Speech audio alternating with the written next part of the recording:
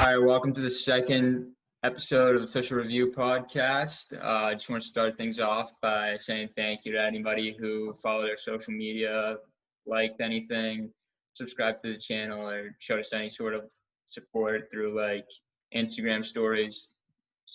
Yeah, none of that goes unnoticed. Super appreciative for it. So thank you guys. Yeah, great response for the first pod. So for today, we're gonna go over our power rankings right now for the NBA. I'm gonna give my number 10, and then Gunnar will give his, and then 9 and 9, and then so on. Before we start, Gunnar, you got anything to add to that? Or? Yeah. Like Andre said, we appreciate all of the support that we got for the podcast, and we're definitely gonna keep on cranking them out. And just keep on liking the videos, keep on watching the podcasts, and thank you guys. Yeah, any sort of feedback on what you guys want to see or anything like that, that'd be awesome. Yep. So that being said, let's start it up. So for my number 10 team in the power rankings right now, I've got the Utah Jazz. Out of the gate, Mike Conley has been playing just how the Jazz hoped he would last season. He's got great stats so far, great plus minus, and he's been a vital role so far in their success. Only reason I have him at number 10 is just because they have some bad losses to teams like the Knicks and the Timberwolves, even though the Knicks are pretty hot right now. That being said, they're a little shaky out the gate, but definitely trending in the right direction. Yeah, so for my number 10, I have the Orlando Magic. So right now they're at a record of 6-4. And one of the reasons why they've been losing games recently is because of their three-point shooting. It's been really, really bad. And the three-point shot, as you've seen, is a big necessity in the NBA. Teams that can't hit the three ball oftentimes are at the bottom of the standings. Every time are at the bottom of the standings. Three-point shooting, you must be able to do that if you want to win. I like what I saw from Markelle Fultz too, but of course he had to tear his ACL in the last game, so that sucks for him. He's just starting to figure it out after how bad he played in Philly. But I think this might be the last week you see him in the top 10. You can only be so high when Nikola Vucevic is your best player. That simple. All right, yeah, so I'll move on to my number 9. I've got the Mavericks. Coming out the gate, they had some losses to teams like the Suns and the Lakers, which is kind of understandable. Those are really good teams. But then losses to teams like the Bulls and the Hornets are just kind of tough. So coming out the gate, they were pretty slow, but they're on a 3-game win streak now, and I think they're definitely gonna catapult themselves to the top of the rankings once Kristaps comes back to the lineup. And I mean, you got Luka Doncic, definitely an MVP candidate, and they should be headed towards top of the rankings pretty soon. Yeah. So for my number 9, I have the Brooklyn Nets. Right now they're at a record of 5-5, and 5-5 isn't a great record at all. But I still think that there's just too much talent on this team for them to be out of the top 10 at least.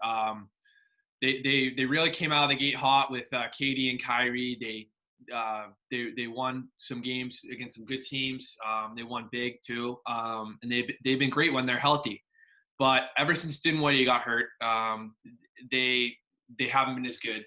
It's really important for them to have a guy to come off the bench and be able to pass the ball around. And he's basically a third option, but he just happens to be behind Kyrie, so he comes off the bench. So it's great when they can have that guy to just give the ball to in the second unit, and he could just put the ball in the hoop. The bench offense, even with Dinwiddie, is really bad. Is surprised because they have a consensus good bench among most NBA fans. And I think really what this team needs to get over to propel themselves to the top of the rankings, I think they need to make a trade for a good playmaker. One of the guys that I'm thinking of they could make a trade for potentially is Kyle Lowry, who again he's another He's another guard, but I think they could probably move one of maybe Dinwiddie or maybe Karis LeVert for him. And then they could get to good playmaking in the starting lineup or probably off the bench actually, but they can get that extra playmaking, and I think they'd be a lot better team. Yeah, no, they definitely need some more playmaking with all that scoring. For my number 8, I've got the Indiana Pacers coming out pretty good. Sabonis has been an animal. They've beat teams like the Celtics and the Rockets and other good teams. One thing I would say is that they really need to stay healthy, especially when they've already lost TJ Warren for most of the season. Other than that, though, I think if they make a few moves, they could definitely be a top team in the Eastern Conference. But if they get any more injuries to players like Oladipo, I can see them slip into maybe an 8 seed. Yeah, it's only a matter of time before Oladipo gets hurt. Yeah, exactly. I mean, yeah, super injury prone, but Miles Turner's playing great. Sabonis playing great. I mean, they're working hard, but they just need to stay healthy. Yeah, for sure. At number 8, I have the Utah Jazz. So right now they're 6-4, and like Andre said, Mike Conley, he's been really good considering how bad he was last year. They made that trade. He's got a really big contract. He's almost at a max contract, I think, and he's been really, really good considering how bad he was last year, especially. They've been solid on both sides of the floor, although the offense has struggled at times during the season so far. And I think they'll regret giving Rudy Gobert that huge contract because he's just not good on offense. He's a great defensive player, but on offense, he's not good at all. And I don't think you want to be giving a super max to a guy who's not good at offense. That's just really going to hinder their team building abilities. But of course, they still have Donovan Mitchell, who they just gave the max to as well. He's been great. He's worth the max, in my opinion. He's great on defense, great on offense. And their acquisition from last year at the trade deadline, Jordan Clarkson, has been great too. Yeah, no, Mitchell definitely worth the max, but I feel like paying Rudy Gobert that much money is definitely gonna climb back onto him, and yeah, it's definitely just a mistake. He's not worth that. Mm-hmm. All right, so for my number 7 team, I got the Bucks.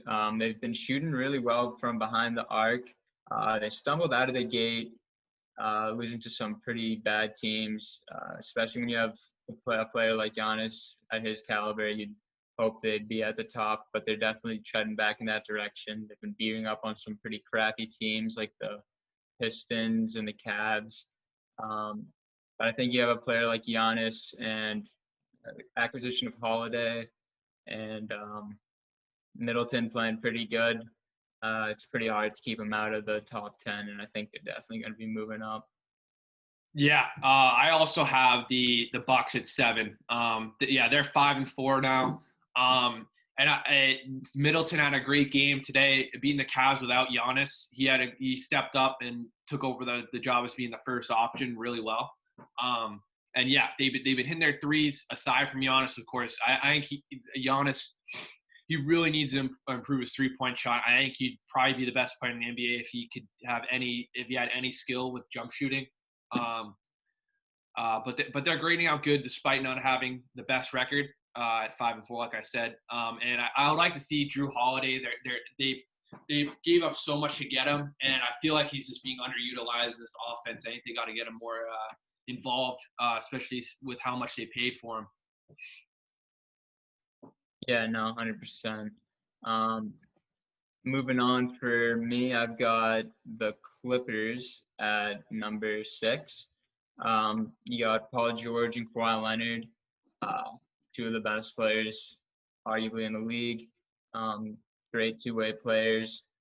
That being said, they've both been injured in the recent week, missing a lot of games, but I feel like they've been keeping themselves afloat. I feel like if you just have those 2 guys, you got a good chance of winning, and they definitely belong up here.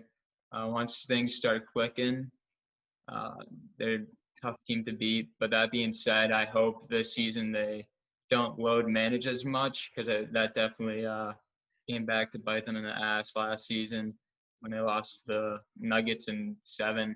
They just need better chemistry, and I think this season they can definitely show us that they are a top team in this league.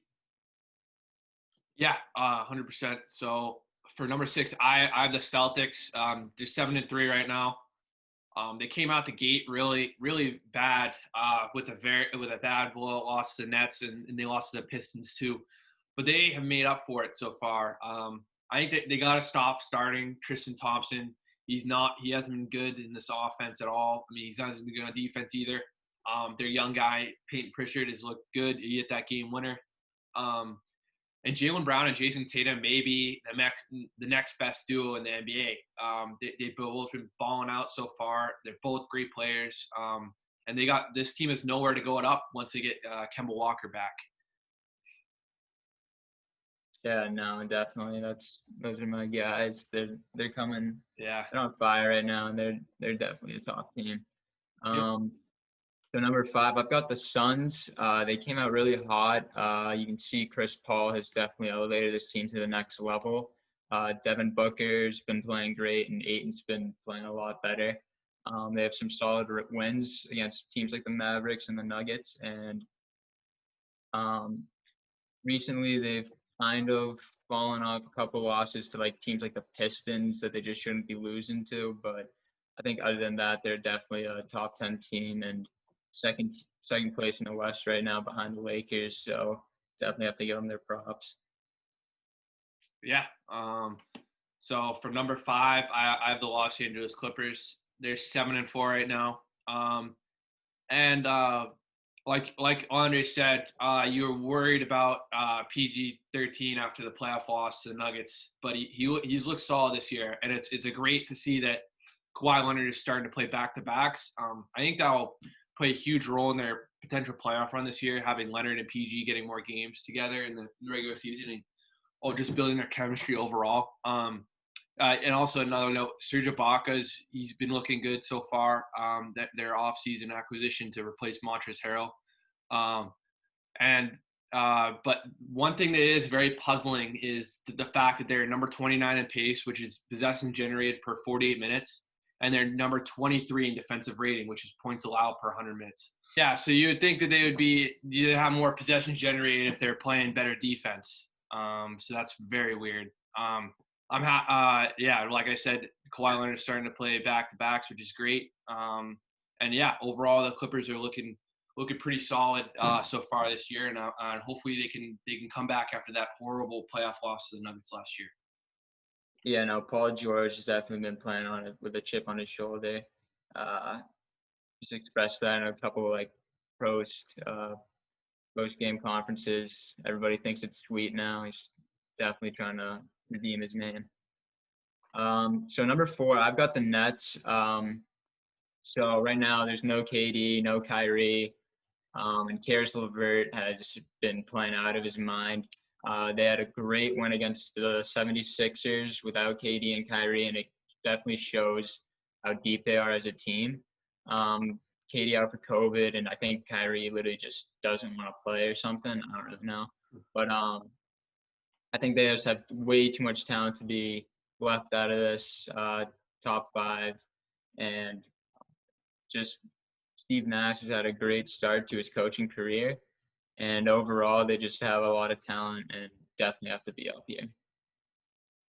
Yeah, you had him higher than I did, giving him the benefit of the doubt, I guess. Yeah, 100%. Yeah, and then at my number 4, I have the Indiana Pacers. Right now, they're 6-3. They just had a loss to the Suns actually, but so far Brogdon and Sabonis look great. I mean, Sabonis, they got to keep giving the ball to him. He's just a beast, like Andre said.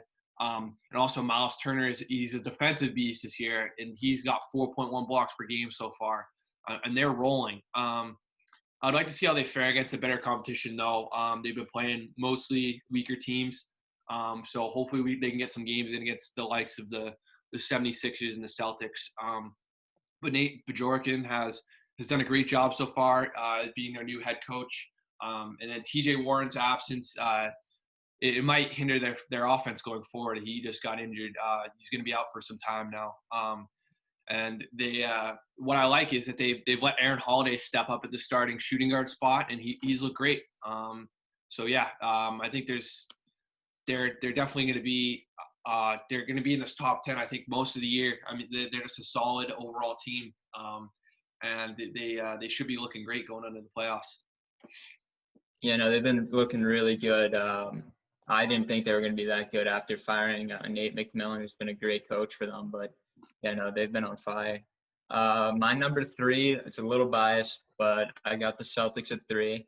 I'm not in love with the 2 big lineup that Brad's been playing with Tristan Thompson and Daniel Tice. So I think the Celtics have to put their trade exception that they got from Gordon Hayward into use to try and get another wing or some bench scoring, because they've definitely been missing that in Gordon Hayward's absence. Jason Tatum and Jaylen Brown have been playing out of their minds, definitely looking like one of the next best duos of the NBA. I think they had a stat where it was like the third duo since KD and Kyrie and Kobe and Shaq to each have 250 points in their first 10 games. So that's definitely a good sign for them, and their future's bright. Peyton Pritchard has looked like a giraffe in the steal so far, and I think they just have to work out some of their rotations, and they'll be right up there. Yeah, for sure. They're a great team. And for my number 3, it might be a little bit biased too, but I got my favorite team, the Philadelphia 76ers, at number 3. They're 7-3 right now. Harris looks great. Tobias Harris looks great. I was very critical of him because he was very bad. He was bad last year after they gave him that super max contract. But he's been looking great this year. He's been averaging just above 20 points. And he's been solid both ends of the floor, shooting better too. And their rookie Tyrese Maxey, they got him late in the first round. He's been very good. He just dropped 39 against the Nuggets when there's only 7 players due to COVID.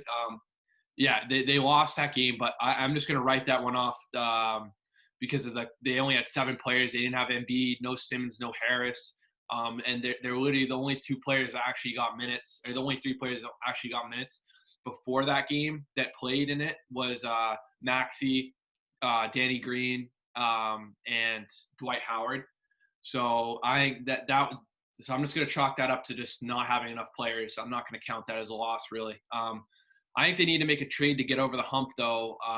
They got to get just another scorer or something, or like another a better power forward or small forward in the lineup. I think they got to get Danny Green. They got to get Danny Green out of the lineup. He's not been shooting good. Everyone was criticizing him last year in the finals. He's still not good. And their defense is great still, and they have the number 1 offense in the league. So, I mean, there's not much you can complain about. I still think they need to make a trade to get over the hump, though. But yeah, so – yeah, 76ers are looking good so far. And also Seth Curry he's a great addition, great shooting. He's making up for what they lost when they let go of JJ Redick for sure. So yeah, 76ers are number 3. Yeah, adding on to what you just said, I have the 76ers at 2. They've been playing great defense, and Harris has definitely been earning his money this season.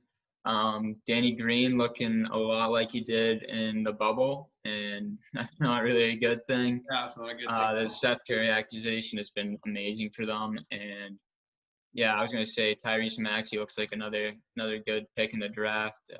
Yeah, Celtics and 76ers with 2 draft steals, it's looking like. Yeah. At the point. And then I'd say other than that one loss to the Nets without KD and Kyrie, I mean, 76ers have been on a tear so far, and nothing's really stopping them in the East. Yeah, for sure. And for my number 2, I got the Phoenix Suns. Right now they're 7-3, and they look exactly like they did in the bubble when they went. I think they went undefeated, but they still couldn't make the playoffs because they were just too far back. But CP3 and Booker, they've struggled a little bit together, but they've shown flashes of talent. I think they're going to figure things out. I think that's a very solid backcourt, and I think they complement each other's play styles very well. DeAndre Ayton's been solid too on the boards and defense. And they should figure it out. They've been distributing the points well too. And the offense isn't purely through Booker like it was last year in the bubble. They were just giving him the ball every time. With bench players like James Crowder and Bridges and Mikal Bridges have pitched in with very good scoring efforts in games where they've won, where they've been the leading scorer of the team, not just Booker every game. And they closed a large deficit to the Clippers, 31 points.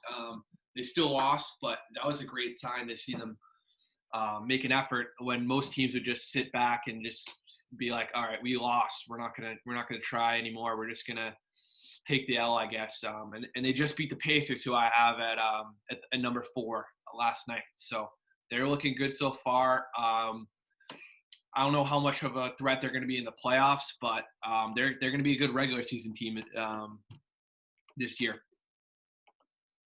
100%. Cam Johnson's been hitting his shots, and that team's definitely looking like a threat in the West.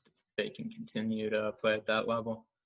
Moving on to my number 1 team, Lakers. It looks like they haven't skipped a beat since their championship in the bubble. They by far had the best offseason out of any team, getting Schroeder, Gasol, Ibaka, Barnes, Schroeder, Gasol, and Harrell. AD and LeBron look great, and they're just still the team to beat out West. Yeah, I'm going to have to agree with you on this one. I got the Lakers as well. They're 7-3, and they're the exact team that won the NBA title just a few months ago. 3rd in offense, 7th on defense. That's only going to go up, I think. LeBron and AD, they're looking great. And the new bench pieces in Schroeder and Harrell, they're looking good, especially Schroeder. He's been great. He's been a great acquisition. He fits well into that team. There's not much to really say. I mean, I don't expect them to really move out of top 3 as the year goes on. I think they're still the team to beat in the league. Yeah, no, it's definitely tough if you win the championship and have the best offseason out of any team. Yeah. So, I think they're gonna continue their dominance this season. Mm-hmm. Definitely the title favorite going in. Yeah, for sure. So that concludes our second episode.